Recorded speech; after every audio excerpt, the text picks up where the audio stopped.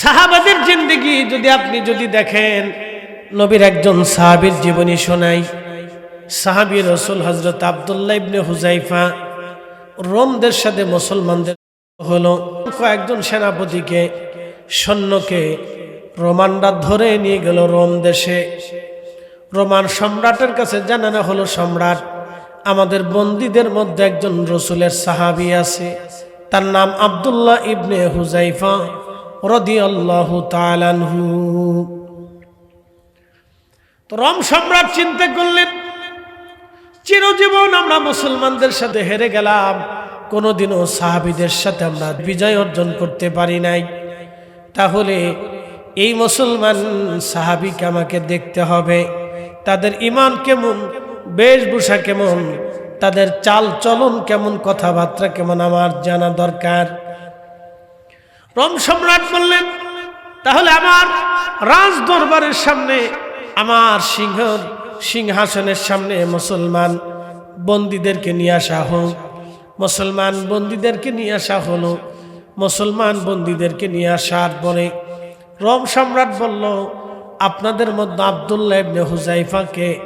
হযরত আব্দুল্লাহ ইবনে হুযাইফা বলেন, আমি আব্দুল্লাহ ইবনে হুযাইফা। আপনি কি রাসূলের সাহাবী? বলতেছে, হ্যাঁ, আমি আল্লাহ রাসূলের সাহাবী আব্দুল্লাহ ইবনে হুযাইফা। আপনি আল্লাহ রাসূলের সাহাবী? বলে, হ্যাঁ, আমি নবীর সাহাবী। আমি রোম সম্রাট আপনাকে বলতেছি, হে আব্দুল্লাহ, আপনাকে আমি আপনার জীবন ভিক্ষা দিয়ে দিব, কিন্তু শর্ত হলো আপনি কালেমা পরিবর্তন করে খ্রিস্টান হয়ে যাবেন। হযরত আব্দুল্লাহ ইবনে হুযাইফা ডাক দিলেন, রোমান সম্রাট, তামাম পৃথিবী যদি তুমি আমাকে দিয়ে দাও, তাহলেও শুনে রাখো, আমি কালেমার বিনিময়ে তামাম দুনিয়া গ্রহণ করব না। একবার আওয়াজ তুলে জোরে বলা যাবে কি আল্লাহু আকবার? তো রোমান সম্রাট চিন্তা করলো, আমি টার্গেট কম বলছি, আর একটু বাড়াই। তো বলতেছে, হে আব্দুল্লাহ ইবনে হুযাইফা, তোমাকে আমি আমার রোমান সম্রাটের জামাতা বানাবো, আমার একটা মাত্র মেয়ে সন্তান, তোমার সাথে বিয়ে দেব, তুমি আমার রোম সম্রাটের জামাতা হবা। আর তুমি যদি আরো চাও, তাহলে এই রোমান সাম্রাজ্য আমি তোমাকে দিয়ে দেব, আমার বদলে তোমাকে আমি রোমান সম্রাট ঘোষণা দিব। তুমি কালেমা বাদ দিয়ে খ্রিস্টান হয়ে আমার বিয়ে তুমি বিয়ে করো।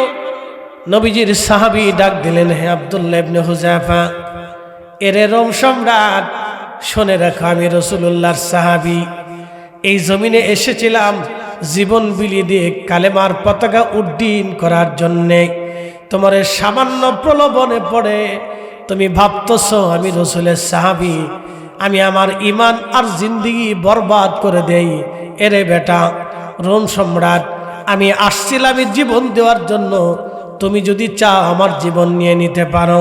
আমি মারা গেলে আমি শহীদ, বেঁচে থাকলে আমি গাজী। এরে রোমান সম্রাট, তুমি মনে করো না তোমার এই সামান্য প্রলোভনে লোভে পড়ে আমি আমার ঈমানকে সোহবতে রাসূলের সাহায্য থেকে ধন্য হয়ে যে ঈমান এই জীবনকে বুলন্দ করেছি, সেই ঈমান সেই জীবনকে তোমার সামান্য লোভের কারণে আমি বরবাদ করে দেব। আমি সেই সাহাবী না, আমি সে মুসলমান না। এরে রোমান সম্রাট, তোমার কথায় কোনো কাজ হবে না। আমি আব্দুল্লাহ ইবনে হুযাইফা জীবন দেওয়ার জন্য রেডি আছি, কিন্তু ঈমান কখনো যাবে না। একবার জোরে বলা যাবে কি মারহাবা? তেলের গাড়ি তেলে চলে, হাওয়ার গাড়ি হাওয়ায় উড়ে, বিনা তেলে চালাই গাড়ি নবী সুলাইমান। আমরা সেই মুসলমান। কথা বলেন ঠিক কিনা? কিন্তু মসজিদে জুতা চুরি করি, আমরা সেই মুসলমান। বিরিনির টুকলা এক টুকলার বদলে ৬০ টুকলা আতাই, আমরা সেই মুসলমান। হযরত আব্দুল্লাহ ইবনে হুযাইফা রাদিয়াল্লাহু আনহুকে রোমান সম্রাট বলল, তাহলে তাকে শুলে চড়াও, তাকে হত্যা করে ফেলো। যেহেতু সে আমার কথা শুনবে না, সেহেতু তাকে হত্যা করা হোক, শুলে চড়ানো হোক। হযরত আব্দুল্লাহ ইবনে হুযায়ফাকে নিয়ে যাওয়া হচ্ছে, শুলে চড়ানো হবে। তখনই আব্দুল্লাহ ইবনে হুযায়ফা চোখের পানি সেরে সেরে তিনি কান্না করতেছিলেন। সৈন্যরাজি রোমান সম্রাটকে বলল, ও রোমান সম্রাট, আব্দুল্লাহ ইবনে হুযায়ফা চোখের পানি ছেড়ে দিয়েছে, সে কান্না করতেছে। আমাদের মন বলে, আমাদের হৃদয় বলে সে কালেমা ছেড়ে দিয়ে খ্রিস্টান হয়ে যাবে, কারণ সে এখন ভয় পাচ্ছে। ভয় না পেলে কেন কান্না করবে? রোমান সম্রাট বলল, যাও, তাকে আবার ডেকে নিয়ে আসো। ওরা মনে করছে আব্দুল্লাহ চোখের পানি পেলে কাঁদতেছে, মানে ভয় পাইছে, মৃত্যুটাকে ভয় পাইছে সে। রোমান সম্রাটের কাছে আনার পরে রোমান সম্রাট বলল, আব্দুল্লাহ, তুমি ভয় পেয়ে চোখের পানি ফেলে কান্না করতেছো, কান্না বন্ধ করে দাও, তোমাকে আবার সুযোগ দিলাম। যদি তুমি খ্রিস্টান হও, আমার মেয়েটা তোমার সাথে বিয়ে দিয়ে দিব, রোমান সাম্রাজ্যের সম্রাটগিরি আমি তোমাকে দিয়ে দেব। আব্দুল্লাহ ইবনে হুযায়ফা মুস্কি হাসি দিয়ে বললেন, রোমান সম্রাট, তুমি কি মনে করছো আমি জীবনের মায়ায় কাঁদতেছি? তুমি এটা মনে করো না, আমি জীবনের মায়ায় কাঁদতেছি না রে রোমান সম্রাট। আমি কাঁদতেছি এজন্যে যে আল্লাহ আমাকে কেন 1000 বার হায়াত দিল না। যদি 1000 বার আল্লাহ হায়াত দিত, তাহলে আমি আমার এই কালেমার জন্য, এই রাসূলের জন্য 1000 বার শহীদ হতাম, আবার 1000 বার আমি জিন্দা হতাম। একসাথে বলবেন আল্লাহু আকবার। আমি কাঁদতেছি, আল্লাহ আমার এই একটা হায়াত কেন দিল? সুবহানাল্লাহ বলবেন না? আপনি চিন্তা করতে পারছেন যে তার ঈমান কত মজবুত ছিল, যে আমার এই একটা হায়াত আল্লাহ কেন দিল, আমার 1000 বার কেন দিল না? যদি 1000 বারই দিত, তাহলে 1000 বারই আমি এই কালেমার জন্য শহীদ হতাম। আর 1000 বারই আল্লাহ আমার জীবন দিলে আমি 1000 বারই শহীদ হতাম। একসাথে বলবো আল্লাহু আকবার। না হয় না, আর একটু জোরে বলেন আল্লাহু আকবার। তখন রোমান সম্রাট বলল, আমি এবার বুঝতে পারছি যে সাহাবী কি জিনিস। আব্দুল্লাহ রে, আমি এবার বুঝছি সাহাবী কি জিনিস, আমার আর বোঝা লাগবে না। আমি বুঝছি, এই জন্য সাহাবীদের প্রশংসা শুধু শুনতাম, আজকে সাহাবী দেখে ধন্য হলাম। তা আব্দুল্লাহ, তোমাকে এবং তোমার দলের যারা আছে, যারা আমার কাছে অ্যারেস্ট হয়েছে, আমি সবাইকে ছেড়ে দেব, একটা শর্ত আছে, তুমি শুধু আমার কপালে একটা চুমা দাও। তা আব্দুল্লাহ ইবনে হুযায়ফা চিন্তা করলো, এক চুমাই যদি সবাই বাইসে যায়, তাহলে আমি না হয় না শহীদ হলাম না, বেঁচে না থাকলাম, আমার জীবন নিয়ে কোনো চিন্তা না, কিন্তু আমার সাথী যারা আছে ওরা যদি বেঁচে থাকে তাহলে ইসলামের উপকার হবে, তাহলে একটা চুমাই যদি বাইসে যায় তাহলে অসুবিধা নাই। তিনি একটা চুমা দিছিলেন। রোম সম্রাটের কপালে এক চুমা দেওয়ার কারণে রোম সম্রাট সবাইকে ছেড়ে দিছিলেন। হযরত ওমর রাদিয়াল্লাহু আনহুর কাছে এসে আব্দুল্লাহ যখন এই ঘটনা বললেন, হযরত ওমর মুস্কি মুস্কি হাসে, কে আব্দুল্লাহ ইবনে হুযায়ফা, তুমি তাহলে রোম সম্রাটের কপালে চুমা দানকারী। তো হযরত ওমর তিরস্কার করেন নাই, বলছে বৃহত্তর স্বার্থে তুমি একটা চুমা দিছো, তো অসুবিধা নেই।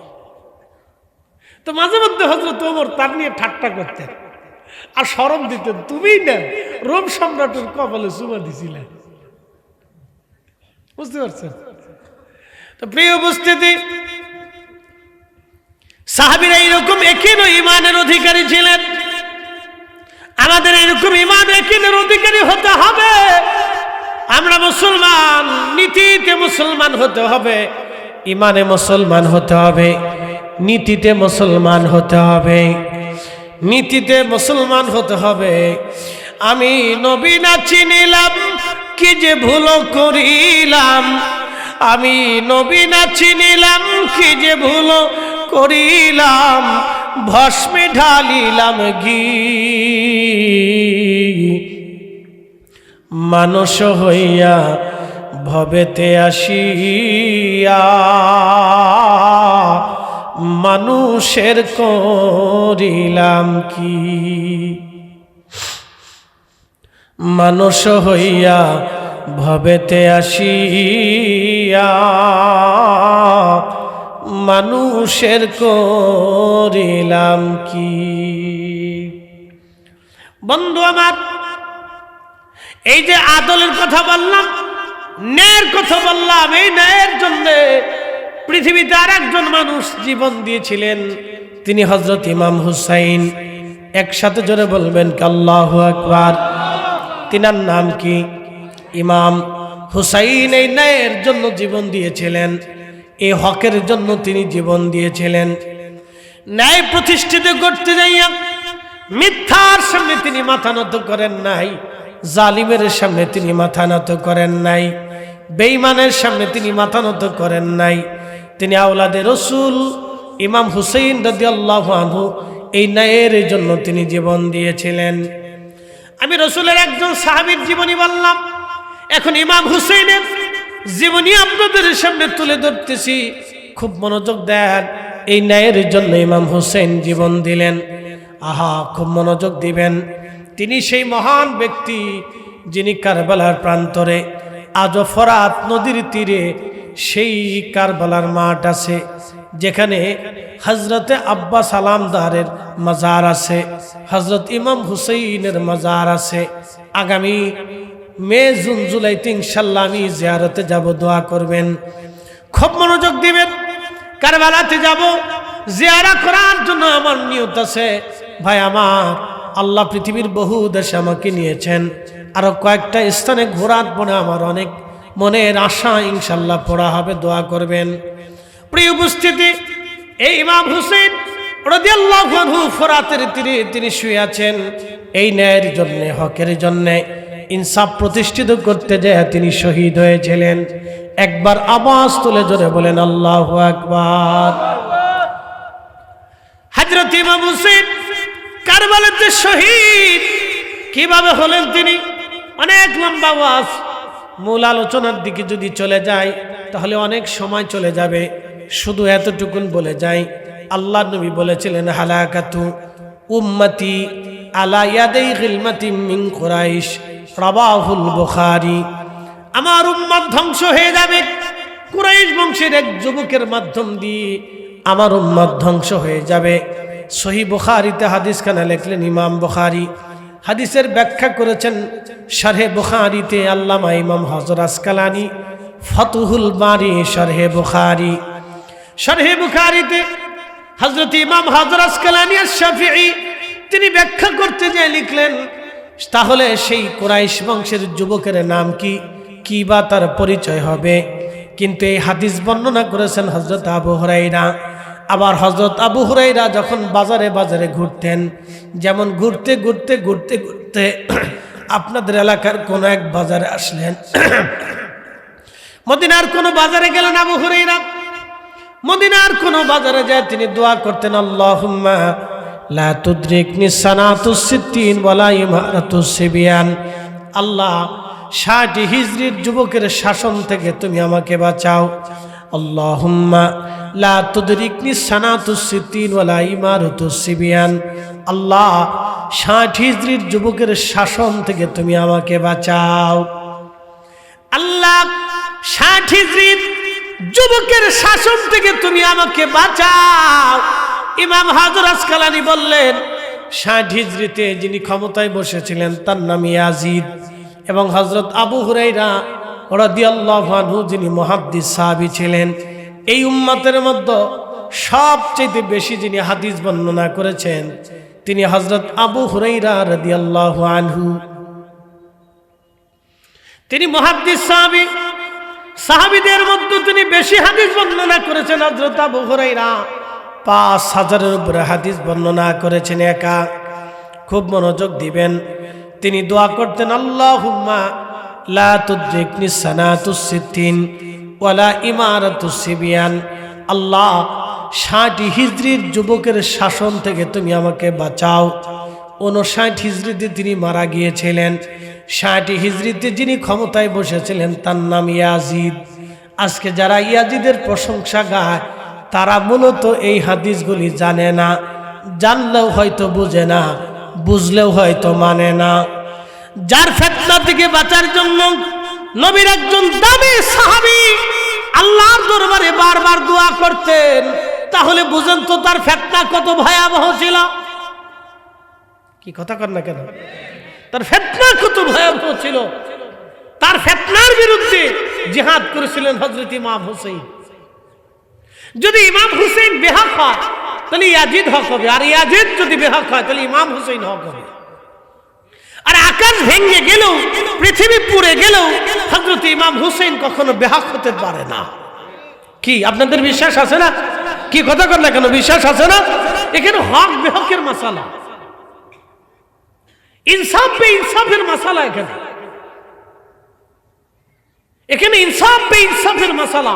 হযরত ইমাম হুসাইন রাদিয়াল্লাহু আনহু তিনি যদি বেহক হন তাহলে পৃথিবীতে মুসলমান বলে কোনো শব্দই থাকে না, ঈমান বলে কিছু থাকে না। তাহলে রাসূলের কথা মিথ্যা হবে। আল হাসানু ওয়াল হুসাইনু সাইয়্যিদা শাবাবি আহলিল জান্নাহ। আমার হাসান আর আমার হুসাইন দুইজন জান্নাতের যুবকদের সাইয়্যিদ, তারা সর্দার। একসাথে বলবেন আল্লাহু আকবার। এখানে বেহক এবং বেহকের মাসালা। তো নবীর একজন মহান সাহাবী তিনি বদদুয়া করতেন, দোয়া করতেন, আল্লাহ ফিতনা থেকে তুমি আমাকে বাঁচাও। এই ব্যাখ্যাটা ইমাম হযর আসকালানী ফাতুল বারীতে করছেন, সহিহ বুখারীর ওই হাদিসের ব্যাখ্যা। ভালো করে শুনে যাবেন। হযরত ইমাম হুসাইন রাদিয়াল্লাহু আনহু ইয়াজিদ ক্ষমতায় বসলো, তখন মুলকিয়াত চলে, রাজতন্ত্র। কি তন্ত্র? রাজতন্ত্র। এখন আমাদের যেমন যেমন গণতন্ত্র আছে, মানুষ রায় দেয়, মত প্রকাশ করে, তখন ইয়াজিদ ক্ষমতায় আসলো রাজতন্ত্র ভিত্তিক। রাজতন্ত্রের মাধ্যমে, মুলকিয়াতের মাধ্যমে সে ক্ষমতায় আসলো। রাজতান্ত্রিক ভাবে সে ক্ষমতায় আসার পরে মদিনাতুল মুনাওয়ারাতে চিঠি পাঠাই ইমাম হুসাইনকে বলল, আপনি আমার বায়াত গ্রহণ করেন। আচ্ছা বলেন তো, মহাস্থান থেকে কোনো গানজুটি, কোনো হিরোইনসি আইসা যদি আমাকে বলে যে ফরিদি সাহেব আপনি মজলিসে আপনি আমার বায়াত নেন, আমি কি বায়াত নিমু না জুতা দিয়ে ফিডামু? হ্যাঁ, আপনি কি ভাবতেছেন? আপনি কি ভাবতেছেন যে আলেমরা বায়াত নিবে? তো ইমাম হুসাইন রাদিয়াল্লাহু আনহু বললেন, একজন ফাসিক আমাকে চিঠি পাঠাইলো, আর আমি রাসূলের আদর্শকে জলাঞ্জলি দিই, এক মিথ্যার সামনে মাথা নত করে আমি হককে জলাঞ্জলি দিই, আমি একজন ফাসিক, একজন কাজ্জাব, একজন জালিমের সামনে মাথা নত করে বায়াত হব, এটা কি করে হয়? তখন ইমাম হুসাইন জবাব দিয়ে দিলেন, আমি হুসাইন অন্ধকারে একাকিত্বে কখনো বায়াত গ্রহণ করি না। যদি আমার জাতি গ্রহণ করে নেয়, আর যদি আমার জাতি আমাকে গ্রহণ করে, তাহলে আমি কখনোই আমি মিথ্যার সামনে মাথা নত করতে পারি না। একসাথে বলবেন আল্লাহু আকবার। না আরো জোরে বলে? একসাথে জোরে বলে। আর আমরা 500 টাকা দিলে রাতের ভোট সকালবেলায় চেঞ্জ হয়ে যায়। সারা মাস ঘুরে খুঁজছি, মার্কা আছে নি বলে আছে, কোন সে মার্কা? কলস। 3 মাস পর্যন্ত কলস কয়ে চিল্লিয়েছে। বদনা আল্লাহ রাত্রিবেলা এসে কয় ভোট কয়টা আছে? 5টা আছে। 5000 দিয়ে গেলাম, কালকে সকাল 10টার ভিতরে মেরে দিস। 3 মাস পর্যন্ত কলস কলস কয়ে চিল্লিয়েছে, পরের দিন 5000 ঠেপে বদনামারকে ধাম ধুম করে মেরে দিচ্ছে। এলে আমরা বাঙালি কি আসতে কন কে জোরে বলেন? এলে আমরা কি বাঙালি? এই জন্য আমাদের রাস্তা ঠিক হয় না, আমাদের বন্দর ঠিক হয় না, আমাদের চোখদির পরিবর্তন হয় না, আমাদের সারের দাম কমে না, ওষুধের দাম কমে না, খাবারের দাম কমে না, ফরমালিন চলে, ভেজাল চলে, 2 নম্বরই চলে, সিটারি চলে, বাটপারি চলে, বিচার আচার ঠিক মতো হয় না। কি কথা কন না, ঠিক কিনা? কষ্ট হয়েছে নি আপনাদের? হক কিন্তু দিতে ওয়াজ দিচ্ছেন কারবালার, এই জন্য কারবালার ওয়াজে চলে গেলাম। শুনে যান, বেশি লম্বা করবো না, টাইম খুব কম। বেশি করে না? আচ্ছা ঠিক আছে। যদি কোন সারা রাত, সারা রাত তো হবে না। আচ্ছা ঠিক আছে, তাহলে একসাথে জোরে বলে আল্লাহু আকবার। শুনে যাবেন হাজিরিন, আল হাক্কু মুররুন, হক কিন্তু তিতা তিতা হবে, তিতা হয়ে যাক। আমরা এমন মুসলমান নীতিতে বিশ্বাসী না, আমরা নীতির মুসলমান না, আমরা নীতিতে এখনো অটল হতে পারি নাই। আগের মুসলমান আপনি যদি দেখেন, কথা যাহা বলেছে বলেছে, কথা তারা 2 নাম্বারই করে নাই। মুসলমান ভালো করে শুনে যান, মুনাফিকের আলামত 3টা। 1 নাম্বার কথায় কথায় মিথ্যা বলে, 2 নাম্বার আমানত রাখলে খেয়ানত করে, 3 নাম্বার ওয়াদা করলে ভঙ্গ করে। এই 3টা গুণ বাঙালিদের ভিতরে কম না বেশি? গড়ে গড়ে কোনায় কোনায় মাইনকে সিপায়, রাস্তায় রাস্তায়, মোড়ে মোড়ে, স্ট্যান্ডে স্ট্যান্ডে। কি কথা ঠিক আছে না? এদেশের বিমানের শিডিউল চেঞ্জ হয়, ট্রেনের তো কোনো কথাই নাই। দাঁড়াইছে তো খারাইছে, ও ওখানে পেশাব করবে, বাথরুম করবে, ঘুমাবে, ঝিমাবে, চা খাবে, পান খাবে। সকালে ট্রেন বিকেলে আসে, বিকেলেরটা রাতে আসে। মুসলমান ভালো করে শুনে দেবেন, মুনাফিকের আলামত 3টা। কথায় কথায় মিথ্যা বলে। বাঙালিরা মিথ্যা না বললে ফ্যাটের ভাত হজম হয় না। এরা আল্লাহর কসম করে মিথ্যা বলে, কোরআন শরীফ শুয়ে মিথ্যা কথা কয়। 2 নম্বর, আমানত রাখলে খেয়ানত করে। যদি বিশ্বাস না করেন, 2 লাখ টাকা কাগজ কলম ছাড়া আওলাদ দিয়ে দেখেন, তইলে দেখবেন যে আমানত কি জিনিস। এই আমানত নষ্ট হয়ে যাওয়ার কারণে এই গ্রামীণ ব্যাংক, এই এনজিও, এই বেড়া আমাদের দেশে সেরেক ধরেছে। কথা বুঝেন নাই মনে হয়? বেড়াক আমাদের দেশে সেরেক ধরে ফেলছে। কিস্তির দোকান খুলে ফেলছে। 1 লাখ টাকা নেবেন, 25,000 টাকা দিবেন নাকি? আবার কিছু পাবলিক সুদ করেছে, টাকা নিবি না, কত নিবি? বলে ভাই 2 লাখ টাকা ইমার্জেন্সি লাগে। তো নিবি তো, লাভ দিবি কত? যদি নিস তো নিবি, না দিলে একবারে গরু ধরে নিয়ে আসবো, বাড়ির থেকে একবারে স্বর্ণলঙ্কার যা আছে তা নিয়ে চলে আসবো। আর আমরা যখন কর্জে হাসানে নিছি, টাকা হাওলাত নিছি বটে, টাকা কোনোদিন ফেরত দেয়নি। 6 মাস 6 বছর পর্যন্ত গেছে, ওই টাকা উঠাইতে নিয়ে বাংলাদেশে সালিশ, দরবার, মারামারি, ধরাধরি, ফিটাফিটি, কেস, মামলা হামলা বহুত কিছু হচ্ছে, তারপরও টাকা দেয় না। তো মানুষ এরকম বিশ্বাস হারাইয়া হারাইয়া হারাইয়া হারাইয়া ঠক খাইয়ে খাইয়ে খাইয়ে খেয়ে এখন টাকা থাকলেও না ভাই, টাকা নেই, হাওলাত দেয় না। কি কথা খারাপ করছি ভাই? এখন আর কি দেয় না, হাওলাত দেয় না। তখন এই মানুষেরা কয়, তাহলে হাওলাত যদি পাইতে চাস, টাকা পাই, তাহলে কিস্তির দোকানে আয়। কিসের দোকানে? কিস্তির দোকানে আয়। তো মুসলমান তার আদর্শ থেকে যখন সরে গেছে, তখন গজব মাথার উপরে এসে চাপছে। এটা মনে রাখবেন, কথা ক্লিয়ার। ইমাম হুসেইন শহীদ হলেন ইনসাফের জন্য, ন্যায়ের জন্য, হকের জন্য, আদালের জন্য। বলতে তিনার জীবন দেওয়ার তো কোনো দরকার ছিল না। উনি কেন জীবন দিতে যাবেন? এই হক, এই ইনসাফ, এই আদল, এই ন্যায় আমরা মুসলমানরা বাঙালিরা বুঝি না। কলার ভিতরে ফরমালিন মেরে দিই। বগুড়ার কলার চাষ বেশি, ওর গার উপরে পরে কিনা আল্লাহ জানে। কলায় ফরমালিন মানে। আমি টাঙ্গাইলের মধুপুরে গেছি ওয়াজ করতে, বললাম ভাই বাগান থেকে 2টা আনারস কেটে দেন। ঢাকাতে ফরমালিন থাকে, হুজুর লাভ নাই। বলে কারণ কি? ঢাকারটাও যা, বাগানেরটাও যা। বলো তার মানে গাছের ভিতরে মেরে দিচ্ছি। গাছের ভিতরে মেরে দিছে ফরমালিন, খাওয়া বাঙালি। শোনেন ভাই আমার, আলোচনার মূলের দিকে চলে যাচ্ছি। এই আনুষঙ্গিক কিছু কথা না বললে আপনি বুঝবেন না। আমি কারবালার মূল আলোচনার দিকে যাই। ইমাম হুসেইন রাদিয়াল্লাহু আনহু সপরিবার নিয়ে, ছোট্ট কাফেলা নিয়ে তিনি কুফার দিকে রওনা দিলেন। কারণ কুফা থেকে 40,000 চিঠি আসলো, হুজুর আপনি আমাদের কাছে আসেন, আমরা আপনার বায়াত নিলাম, আমরা আপনার আনুগত্য করব এবং জীবন আর সব কিছু দিয়ে আপনাকে রক্ষণাবেক্ষণ করব।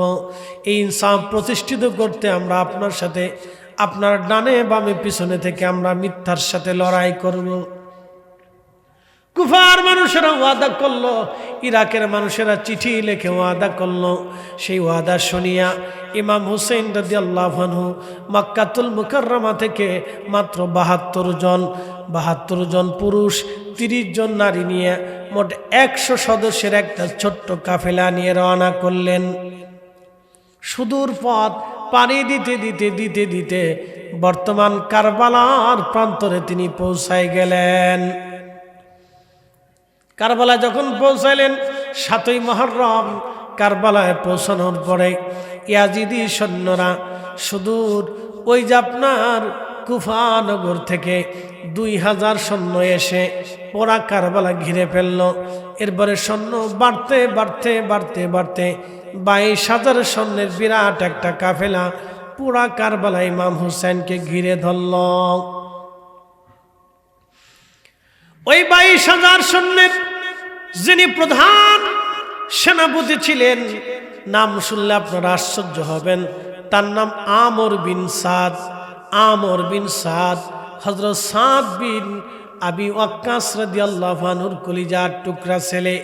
শুনে যাবেন, নবীর ১০ জন সাহাবী জান্নাতের সুসংবাদ পেয়েছিল। তার একজন সাহাবীর নাম সাদ বিন আবি ওয়াক্কাস, তার কলিজার টুকরা ছেলে আজ আসছে, যার উসিলায় জান্নাতের সার্টিফিকেট পেল। তার দৌহিত্রকে আজকে কারবালায় হত্যা করার জন্যে জান্নাতের সুসংবাদ প্রাপ্ত সাহাবীর সন্তান এসেছে ইমাম হুসাইনকে কারবালায় শহীদ করার জন্যে ২২,০০০ সৈন্যের প্রধান সেনাপতির পদ নিয়ে। এই জন্য আমি মাঝে মধ্যে বলি, টাকার কাছে ক্ষমতার কাছে মানুষের ইমান বিক্রি হয়ে যায়। এই কথা কর না কে জোরে বলেন। হ্যাঁ, টাকার ক্ষমতার কাছে মানুষের ইমান বিক্রি হয়ে যায়, ও থাকে না। আমর বিন সাদ নবীজির ১০ জন সাহাবী জান্নাতে গেলেন সুসংবাদ নিয়ে। আবু বকর ফিল জান্নাতি, ওমর ফিল জান্নাতি, উসমান ফিল জান্নাতি, আলী ফিল জান্নাতি, তালহা ফিল জান্নাতি, জুবাইর ফিল জান্নাতি, আব্দুর রহমান ইবনে আওফ ফিল জান্নাতি, সাইদ ইবনে জুবাইর ফিল জান্নাতি, আবু উবাইদা ইবনে জাররা ফিল জান্নাতি, সাদ বিন আবি ওয়াক্কাস রিদওয়ানুল্লাহি তাআলা আলাইহিম আজমাইন ফিল জান্নাতি। এই ১০ জন সাহাবী আমার নবীজি মসজিদে নববীতে বসাইয়া যাদেরকে জান্নাতের সুসংবাদ দিয়েছিলেন, তার ১০ নম্বর সাহাবী সাদ বিন আবি ওয়াক্কাস, তার ছেলে আসছে কারবালা ইমাম হুসাইনকে মারার জন্য। কি বুঝলেন বলেন তো? সাহাবীর ছেলে তো, যিনি আসলে মুবাশশারা সাহাবী, তার কলিজার টুকরা বেটা আসছে আজকে ইমাম হুসাইনকে হত্যা করার জন্য। ঘাসি হিরে ওঠার মতো কথা না তো। ২২,০০০ সৈন্যের প্রধান সেনাপতি, কল্পনা করতে পারবেন? ২২,০০০ সৈন্যের প্রধান সেনাপতির পদ নিয়ে আসছে ইমাম হুসাইন। ১০ই মুহররম সকালবেলা উটের পিঠের উপরে সবারি হয়ে ২২,০০০ সৈন্যের সামনে দাঁড়িয়ে বললেন, এ ইয়াজিদের সৈন্যরা, আমার নানার উম্মত, তোমরা কি আমাকে চেনো না? বলো তো, আমি সারা পৃথিবীতে আর কি কেউ আমার রসুলের দৌহিত্র বেঁচে আছে? বলো তো, আমি ছাড়া আর কোনো রসুলের রক্ত দুনিয়াতে আছে? বলো তো, আমার এই হাত দিয়ে কি জীবনে কাউকে কোনোদিন অন্যায়ভাবে একটা থাপ্পড় মেরেছি? বলো তো, এই জবান দিয়ে কখনো ন্যায়ের বিরুদ্ধে কথা বলেছি? বলো তো, আমার আচরণে কাউকে কোনোদিন কষ্ট দিয়েছি? বলো তো। তোমরাই আমাকে দাওয়াত করে আজকে মেহমান বানায় কারবালার সামনে নিয়ে এসেছো। বলো, আমি তো ইচ্ছা করে আসি নাই। এই দেখো আমার থলের ভিতরে তোমাদের দেওয়া সেই চিঠি, নাম ধরে ধরে বললেন, তোমরা কি আছো? এই যে তোমাদের সেই লেখাগুলি চিঠি আমার কাছে পৌঁছেছিল, তোমরাই আমাকে দাওয়াত দিয়েছো। বলো, রসুলের আদর্শ কি আছে কোন মেহমানকে দাওয়াত দিয়ে তারপরে মেহমানকে মারা হয়?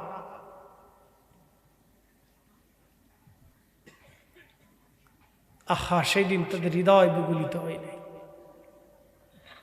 তোমরা বলো,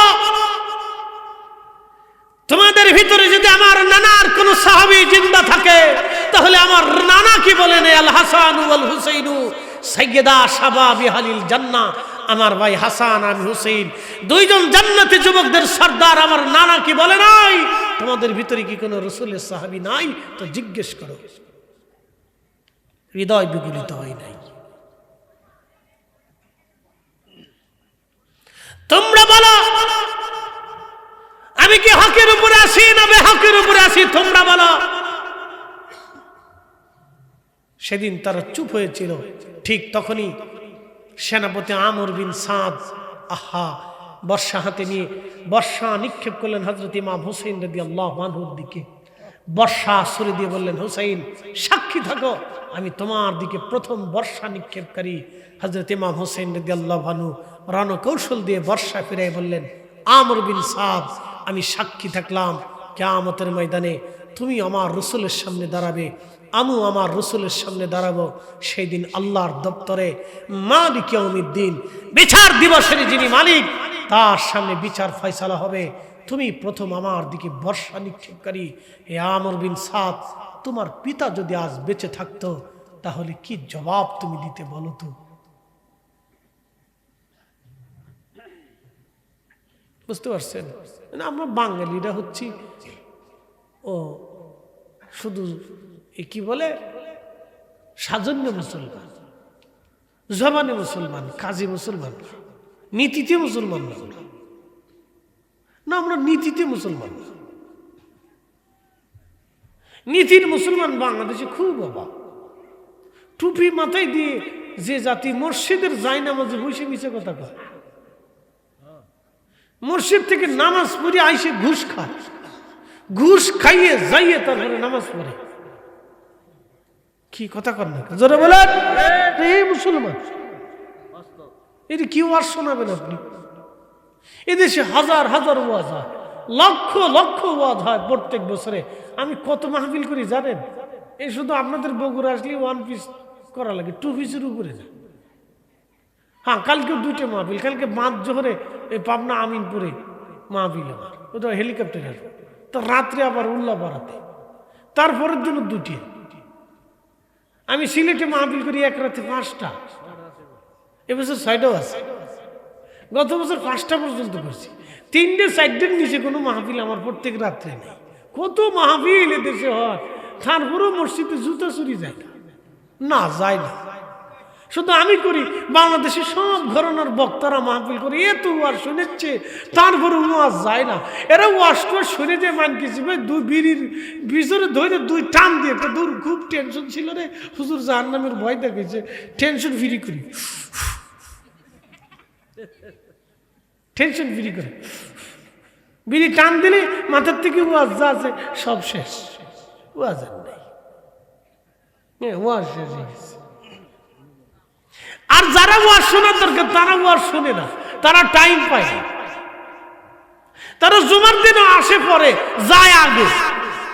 বাংলাদেশের আইন করা উচিত ছিল যে যে কয়জন এমপি হবে, যে কয়জন মন্ত্রী হবে, যে কয়জন ওসি ডিসি এসপি থাকবে, যে কয়জন প্রশাসনিক সচিব থাকবে, যে কয়জনের গুরুত্বপূর্ণ সরকারি পদে দায়িত্বে থাকবে, সব কয়জনের জুমায় একবারে 12টার সময় বাইতুল মুকাররমে উপস্থিত হইতে হবে।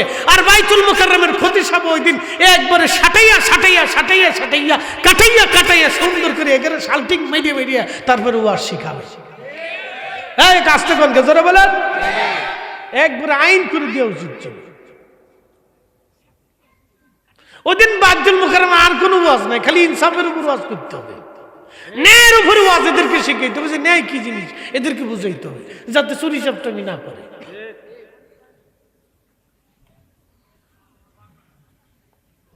কিন্তু এত হয় না। কতটি তো জুমার নামাজ বছরে পরে কিনা তাও সন্দেহ আছে, জুমায় পড়ে না ঠিক মতো, না পড়ে না। প্রিয় মুসলমান হাজিরিন, এইদিকে যাব না, ইমাম হুসেইনের দিকে চলে যায়। তার মানে বোঝা গেল টাকার কাছে, ক্ষমতার কাছে মানুষের ইমান বিক্রি হয়। সেই জামানাও হয়েছে, জামানাও হবে। অথচ সেই জামানা ছিল খায়রুল কুরুন। নবীজি বলেছেন খায়রুল কুরুনি সুম্মাল্লাযীনা ইয়ালুনাহুম সুম্মাল্লাযীনা ইয়ালুনাহুম, আমার জামানা উত্তম। আমার জমানার পরে যে জমানা আসবে সাহাবীদের জমানা উত্তম, সাহাবীদের পরে তাবিদের জমানা উত্তম, তাবিদের পরে তাবিদের জমানা উত্তম। হযরত ইমাম হুসাইন তো সাহাবীদের জমানা, সাহাবীদের জমানায় পর্যন্ত তারা ক্ষমতার কাছে ঈমান বিক্রি করে দিয়েছে। বর্তমান জমানা তো টাকা ক্ষমতার কাছে ঈমান বিক্রি হয়ে যায়। এই কথা কন না কা?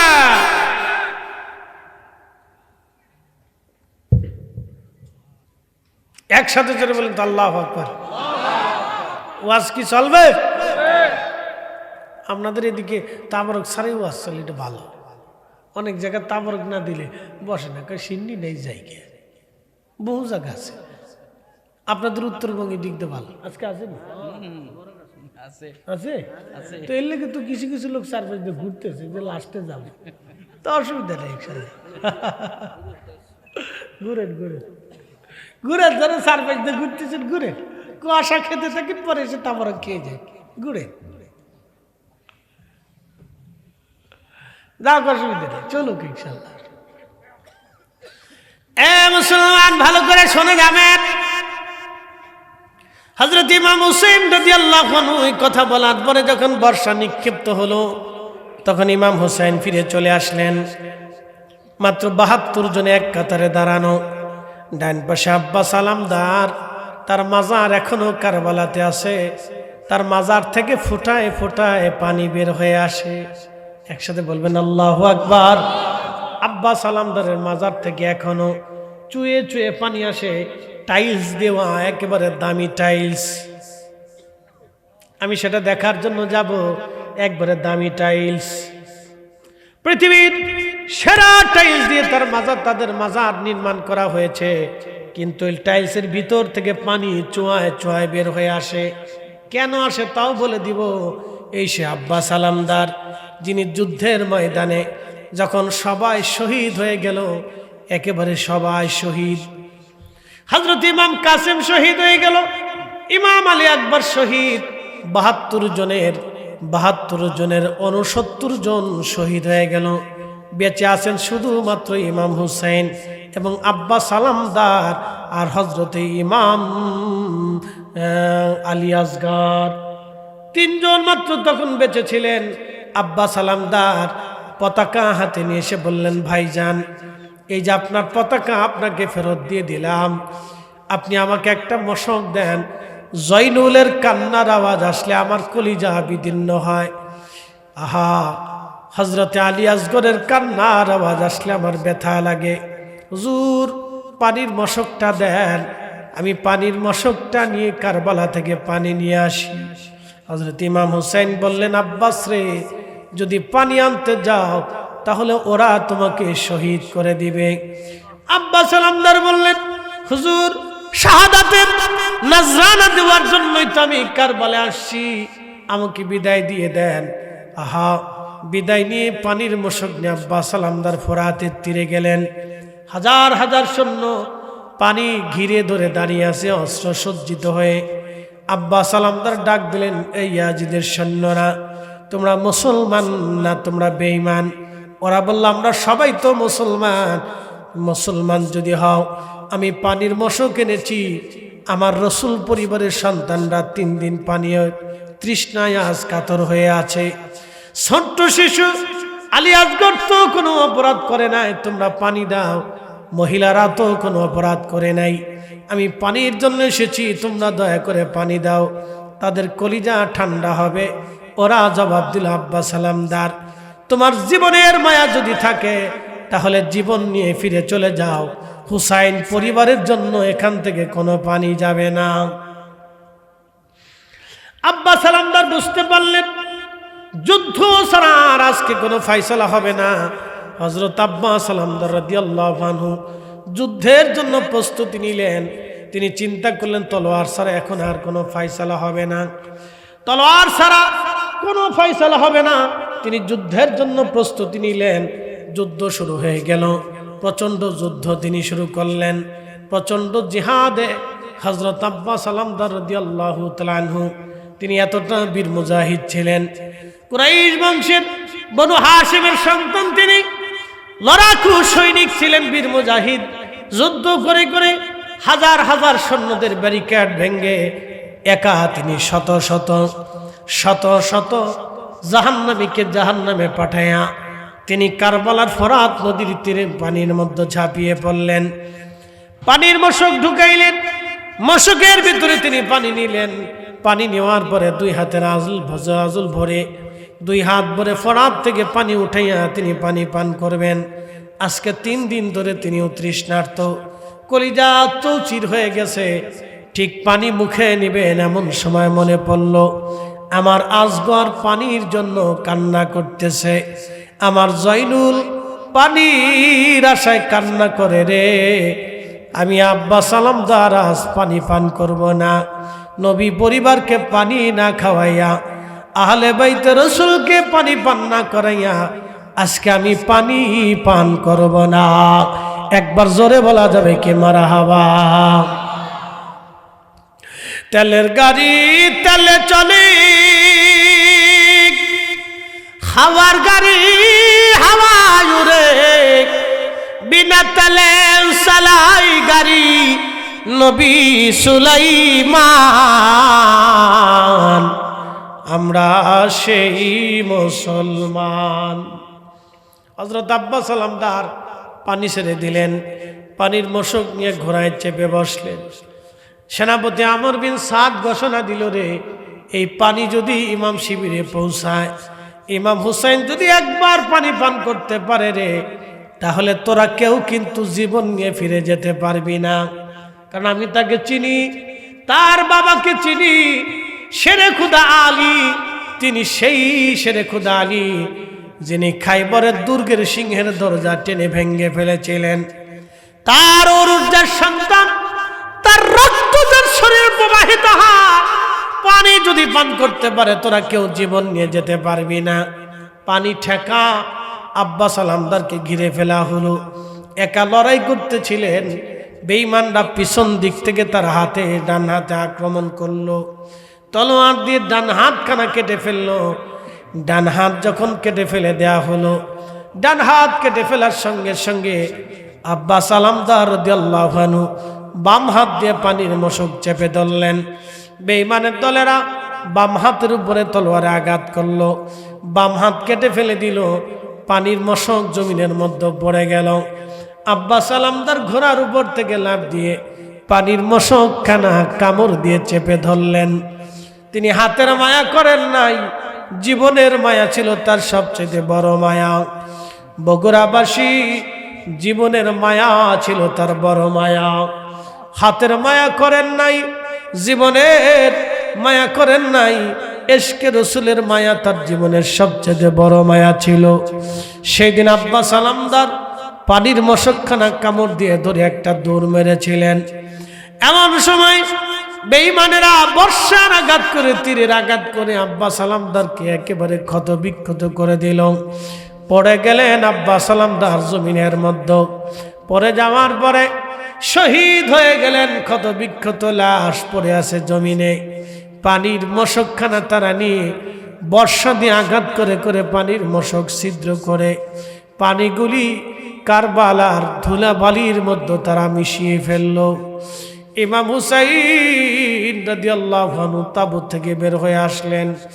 আব্বাস সালামদারের খণ্ড বিখণ্ড দেহখানা গুছিয়ে গুছিয়ে কোলের ভিতরে করে আব্বাস সালামদারকে শহীদদের কাতারে শোয়ায় রাখলেন। এই ত্যাগের কারণে, এই প্রেমের কারণে আজও তার মাজার থেকে চুয়ে চুয়ে পানি আসে। কিয়ামত পর্যন্ত এইভাবে তার মাজার থেকে পানি আসতে থাকবে। যেই পানির জন্য আব্বাস সালামদার রাসূল পরিবারকে পানি খাওয়াইতে যায় হাত কেটে দিল, জীবন দিয়ে দিল, আল্লাহ এমন পুরস্কার দিয়ে দিলেন। আল্লাহ তার মাজার, তার কবরের মাকবারা থেকে বেয়ে বেয়ে চুয়ে চুয়ে এখনো পানি বের হয়ে আসে। একবার জোরে বলা যাবে কি আল্লাহু আকবার। হযরত ইমাম হুসাইন রাদিয়াল্লাহু আনহু বুঝতে পারলেন আজ আর কাজ হবে না, আমার সবাই আজ শহীদ হয়ে গেল। তিনি শহীদ সন্তানদেরকে কাতারের মধ্যে শোয়াইলেন। শাহরবানু পার্সিয়ান সাম্রাজ্যের নাতনি ছিলেন। হযরতে আলী ইমাম হুসাইন রাদিয়াল্লাহু আনহুর সাথে তার বিয়ে দিয়েছিলেন। এই ঘরে একটা সন্তান জন্ম নিয়েছিল, সন্তানটার নাম ছিল আলী আসগর। আলী আসগরকে কোলে করে শাহরবানু আসছে, স্বামী আমার, তাদের দৃষ্টিতে আপনি তাদের শত্রু হতে পারেন, কিন্তু আমার ছোট্ট বাচ্চাটা তো কোনো অপরাধ করে নাই। আওলাদে রাসূল, আপনি একটু যান, যে আমার সন্তানটাকে কোলে করে একটু পানি পান করে আনেন। আজকে 3 দিন হলো আমি আমার সন্তানকে পানি পান করাইতে পারি নাই। আজকে 3 দিন আমার কলিজা পর্যন্ত শুকিয়ে গেছে, আমার শরীর পর্যন্ত শুকিয়ে গেছে, আমি তাকে দুধ পর্যন্ত খাওয়াতে পারতেছি না। স্বামী রে, আপনি তো জানেন আমার জিহ্বা পর্যন্ত পানি তৃষ্ণায় শুকায়ে গেছে। হযরত ইমাম হোসেন ছোট্ট সন্তানকে কোলে করে নিয়ে গেলেন। আল্লাহু আকবার। 22,000 সৈন্যদের সামনে দাঁড়ালেন। ওরে ইয়াজিদের সৈন্যরা, তোমাদের দৃষ্টিতে আমি অপরাধী হতে পারি, কিন্তু আমার এই ছোট্ট বাচ্চা তো কোনো অপরাধ করে নাই, একটু পানি দিবা। আমার এই বাচ্চাটাকে পানি তৃষ্ণায় আজ 3 দিন পর্যন্ত তার কান্না বন্ধ হয় নাই। এতটুকুন বাচ্চা তো কোনো অপরাধ করে নাই। তোমরা যদি আমাকে বিশ্বাস না করো, আমি বাচ্চাটা তুলে ধরতেছি, তোমরা কেউ এসে আমার বাচ্চাটাকে নিয়ে একটু পানি পান করে তার কলিজা নিবারণ করে দাও, তার কলিজাটা তোমরা ঠান্ডা বানায় দাও। আমি বাবা হয়ে আজকে 3 দিন তারে পানি পান করাইতে পারি নাই। শিশু বাচ্চার প্রতি ওই জালিমদের মনে মায়া লাগে নাই। দূর থেকে এক বেঈমান ডাক দিয়ে বলল, হুসাইন অপেক্ষা করো, জনমের পানি আমি তোমাকে পান করাবো। এই কথা বলে একটা তীর হাতে নিয়ে ইমাম হুসাইনের দিকে তীর নিক্ষেপ করে ছেড়ে দিল। তীরখানা কোলের মধ্যে ধরে রাখা ছোট্ট শিশু বাচ্চার কলিজা বিদীর্ণ হলো। বাবার কোলের মধ্যে সন্তানটা শহীদ হয়ে, বাবার কোলের মধ্যে সন্তান শহীদ হয়ে গেল। রক্তগুলি গড়িয়ে গড়িয়ে গড়িয়ে গড়িয়ে পড়তে লাগলো। ইমাম হুসেন রাদিয়াল্লাহু আনহু বাচ্চাটাকে কোলে করে নিয়ে গেলেন। তাঁবুর সামনে দাঁড়ায় ডাক দিছে, বিবি রে আয়, আমি আমার বাচ্চাটাকে পানি পান করায় নিয়ে আসছি। বিবি রে, কোনদিন তোমার কাছে পানির জন্য আর বিরক্ত করবে না। আরে ওই বুঝি রে যাই রে শুনা, কারবালার মাতম জারি, কান্দে ইমাম হুসাইন বিনয় করি, আলী আসগরের লাশ বুকে ধরি। কান্দে ইমাম হুসাইন বিনয় করি, আলী আসগরের লাশ বুকে ধরি। এক ফোঁটা পানি দিল না ওরা, বুকেতে তীর দিল মারি। আরে ওই বুঝি রে যাই রে শুনা, কারবালার মাতম জারি। হযরত ইমাম হুসেন চোখের পানি ছেড়ে কাঁদার বলে, বিবি রে একটা বার দেখে যাও, আমি ওরে এমন পানি পান করাইছি, এত সময় আমার নানা রাহমাতুল লিল আলামিন তাকে হাউজে কাউসারের পানি পান করাইয়া আমার আলী আসগরের কলিজা ঠান্ডা বানাই দিছে। বিবি রে, আর কোনোদিন পানির জন্য তোমাকে বিরক্ত করবে না। আসো গো, একটা বার তোমার সন্তানকে দেখে যাও। ইমাম জয়নুল আবিদিন বললেন, দুনিয়ার মানুষে একমাত্র বেঁচে যাওয়া পুরুষ সাক্ষী আমি বেঁচেছিলাম। রসুল পরিবারে আমি ছাড়া আর কেউ সেই দিন বাঁচা ছিল না। ইমাম হুসাইন যুদ্ধের পোশাক পরলেন, সবুজ পাগড়ি মাথায় বাঁধলেন, আমার নবীর দেওয়া সবুজ পাগড়ি মাথায় বাঁধলেন, জুলফিকার তলোয়ার হাতে নিলেন, আর হযরত আমিরা হামজার বর্ণটা গায়ে লাগাইলেন। যুদ্ধের পোশাক পরিয়া অস্ত্রে সজ্জিত হইয়া বোন হযরত জয়নবের সামনে দাঁড়ায় গেলেন। কলিজার টুকরা বোন আমার, তুমি ছাড়া আমার এই পরিবারে আর কেউ বেঁচে থাকবে না। আমার ভাই ইমাম হাসান শহীদ হইছে রে, আমার আব্বাজান পর্যন্ত শহীদ হয়ে গেছে, আমার মামাকেও জয়নব আমার চোখের সামনে আমার কলিজার টুকরার সন্তানরা শহীদ, আমার ভাই বোন আত্মীয় স্বজনরা শহীদ হয়ে কারবালায় ঘুমাই রইছে। জয়নব রে আমার কলিজার টুকরার সন্তানটাকে পানিবিহীন ওরা শহীদ করে দিছে। জয়নব রে বিদায় নিচ্ছি, বোন আমার কোনোদিন দুনিয়াতে আর দেখা হবে না, বিদায় নিচ্ছি। হযরত জয়নব চোখের পানি ছেড়ে দিয়ে ভাইয়ের বুকের মধ্যে মাথাটা কান্না করে, ডাক দিয়ে বলে, ভাইজান এইভাবে যদি বিদায় নিয়ে চলে যান দুনিয়াতে কে আমরারে দেখবে? বলে, বোন আমার চিন্তা করিও না, আল্লাহর আমানতে তোমাদেরকে রেখে দিয়ে গেলাম। জয়নব রে আমার দুইটা ওসিয়ত তুমি মেনে রাখবা। আমার শাহাদাতের পরে আমার সাকিনা আমার কলিজার টুকরা মেয়েটাকে আমার জেসেমের কাছে যেতে দেবা না, কারণ আমি শহীদ হয়ে যাওয়ার পরে ওরা আমার লাশ ক্ষত বিক্ষত করবে, আমার লাশ কেটে ফেলবে, আমার লাশ ওরা ক্ষত বিক্ষত করে অত্যাচার করবে। জয়নব রে আমার লাশ ক্ষত বিক্ষত করার সময় আমার সখিনা যেন আমার লাশের পাশে না যায়। মাতম করবি না, আমার জয়নুল আবিদিনকে তোমার আমানতে দিয়ে গেলাম, সন্তানের মতো দেখবি, কারণ আমার জয়নুল আবিদিন তুমি ছাড়া আর আমার জয়নুলের আপন কেউ থাকবে না রে জয়নব। হযরত জয়নব ভাইয়ের বুকের মধ্যে মাথাটা কান্দে। হযরত জয়নব রাদিয়াল্লাহু আনহাকে ইমাম হোসেন বললেন, জয়নব দুনিয়ার কোন রাজা বাদশার কাছে আমাদের হত্যার ফয়সালা টানতে যাবি না। জয়নব রে দুনিয়ার কোন রাজা বাদশার কাছে ফয়সালা টানব না, এই ফয়সালা হাসরের ময়দানে আল্লাহর সামনে থেকে রসুলের দপ্তর থেকে আমরা নিয়ে নিব। জয়নব রে যদি কোনোদিন মদিনায় যাওয়ার সুযোগ হয় তোমাদের, আমি হুসাইন ওসিয়ত করলাম মদিনার কারো বাড়ি যাবি না, মদিনার কোনো মানুষের কাছে বিচার সালিশ ডাকবি না, আমার নানার রওজার পাশে দাঁড়াইয়া দাঁড়াইয়া 3 দিনের দুঃখের কথাগুলি নানারে বলবি, নানারে জানাবি। তারিখের মধ্যে আসছে কারবালায় শাহাদাতের পরে আহা ইমাম হাসান হুসাইন রাদিয়াল্লাহু আনহুমার পরিবার তাদেরকে নিয়ে যাওয়া হলো সিরিয়ার দামেস্কে ইয়াজিদের জেলখানায়। ইমাম হুসাইন জয়নুল আবিদিনকে বন্দি রাখা হলো।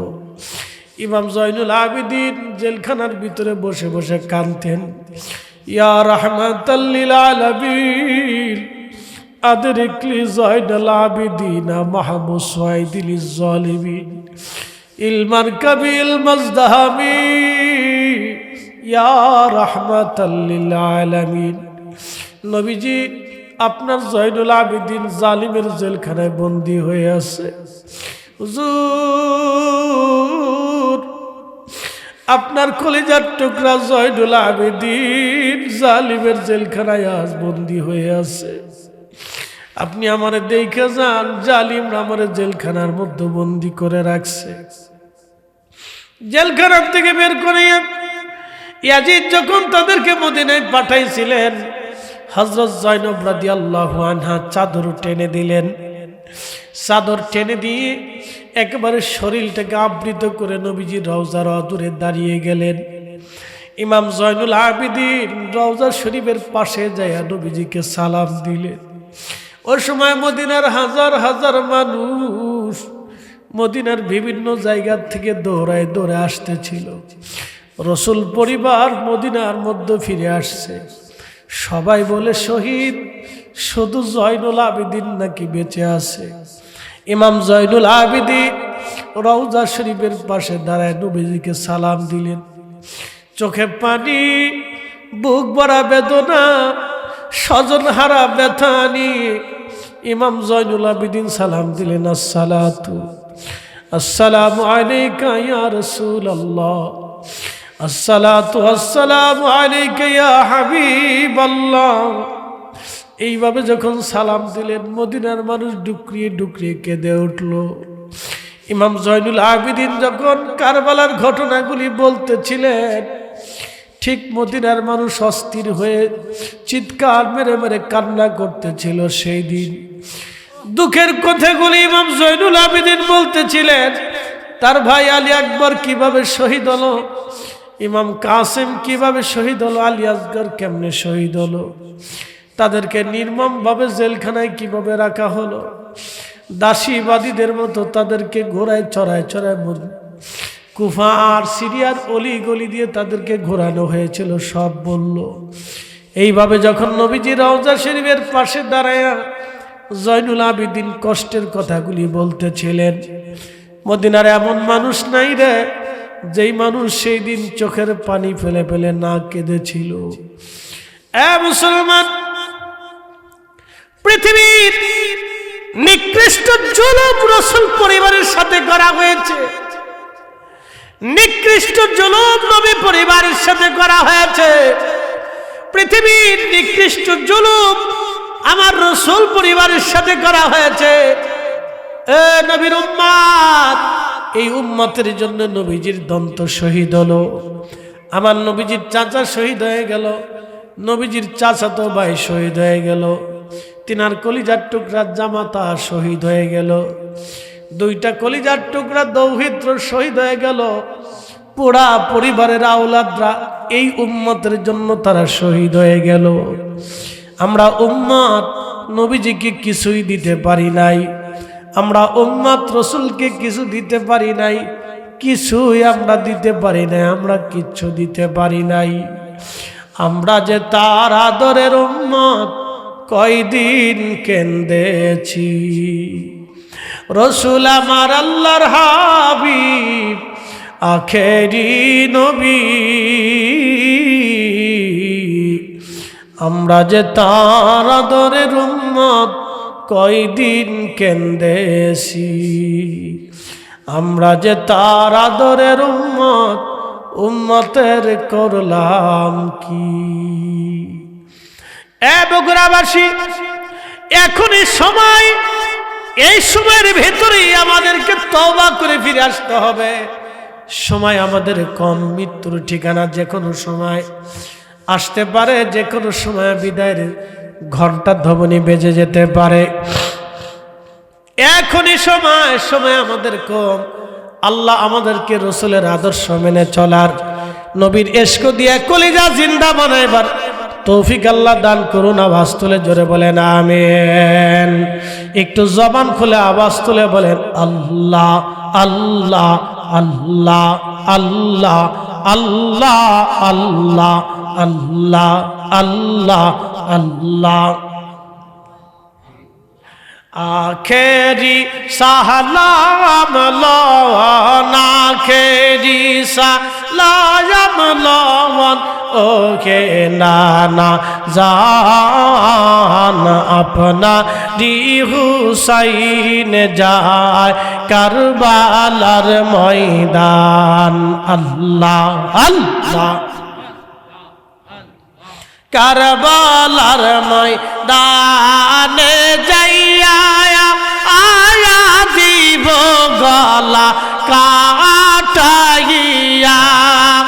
আয়া আর না আসিব ফিরে, আর না আসিব ফিরে, ওহে নানা জান আপনা রি হুসাইন যায় কারবালার ময়দান। আল্লাহ আল্লাহ আল্লাহ আল্লাহ আল্লাহ। লা ইলাহা ইল্লাল্লাহু মুহাম্মাদুর রাসূলুল্লাহ সাল্লাল্লাহু আলাইহি ওয়াসাল্লাম। নারে তাকবীর। তাহলে আমরা কি কথায় মুসলমান না নীতিতে? নীতিতে মুসলমান হতে হবে। রব বলেন ইন্নাল্লাহা ইয়া'মুরু বিল আদলি ওয়াল ইহসান, নিশ্চয় আমি আল্লাহ তোমাদেরকে হুকুম করলাম তোমরা দুনিয়াতে ন্যায় করবা এবং ইহসান করবা, দয়া করবা। আল্লাহ ন্যায় করার এবং দয়া করার তৌফিক আল্লাহ দান করুন, জোরে বলেন আমিন। সময়ের স্বল্পতা, বিদায়ের পালা আমার। আপনাদের সামনে শুধু দুটি কথা। আগামী বছর এই মাহফিলটা কি চলবে না বন্ধ হবে? যদি চালাইতে হয় তাহলে অবশ্যই মাহফিল আপনাদেরকে শরীক হতে হবে। আল্লাহ আমাদেরকে শরীক হওয়ার তৌফিক নসিব করুন, জোরে বলেন আমিন। কথা বাড়াবো না। আনফিকু মিম্মা রাযাকনাকুম মিন ক্বাবলি আইয়াতি আহাদাকুমুল মাউত। মৃত্যু আসার আগে আপনারা আল্লাহর পথে কিছু খরচ করবেন, শরীক হবেন। আজকে ইমাম হুসাইনের শাহাদাতের নজরানার কথা আপনারা শুনলেন। তারা শহীদ হয়েছিলেন এই উম্মতের জন্য। প্রিয় ভাই আমার, বিনিময়ে আমরা তাদেরকে কিছু দিতে পারিনি। আজকে ইমাম হুসাইনের মহব্বতে যারা ওয়াজ শুনেছেন, দিলে সামান্য পরিমাণও যদি মহাব্বত থেকে থাকে আহলে বাইত রাসূলের প্রতি, যে হুজুর ইমাম হুসাইনকে ভালোবাসি, তার এই ত্যাগকে ভালোবাসি, শাহাদাতকে, কুরবানিকে ভালোবাসি, এই উম্মতের জন্য সন্তান, ভাতিজা, ভাগিনা, আত্মীয় স্বজন, বন্ধু